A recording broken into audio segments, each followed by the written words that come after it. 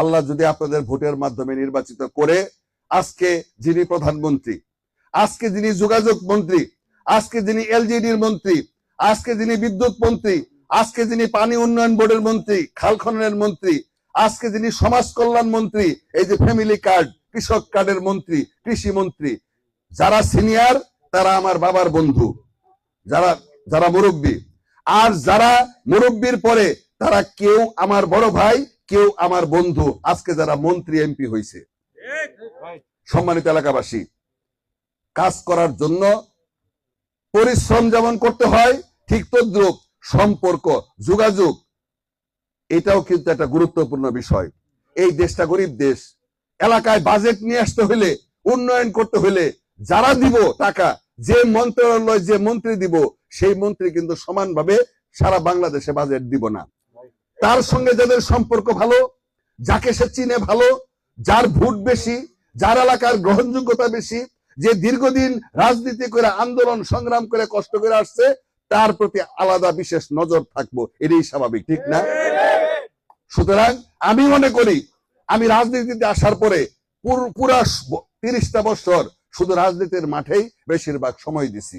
সুতরাং আজকে যারা সরকার প্রধান, উনি আজকে তারেক রহমান সাহেব, যখন উনি এমপি ছিলেন না, যখন উনি মন্ত্রী ছিলেন না, যখন উনি সাধারণ শুধু প্রধানমন্ত্রী ছেলে ছিলেন, তখনই কিন্তু ওনাকে শ্রীবর্দী ঝিনাইগাতিতে নিয়ে আসছিলাম।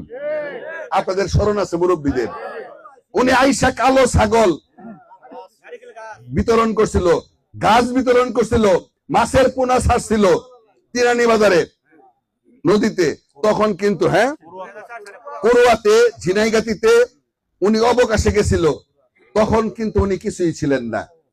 তো সুতরাং উনি আজকে আমাদের দেশের প্রধানমন্ত্রী। আমি বিশ্বাস করি আপনারা যদি আমাকে সম্মানজনক ভোটে এমপি বানান, উনাকে আবারও অল্প সময়ের মধ্যে এই এলাকায় নিয়ে আসতে পারবো।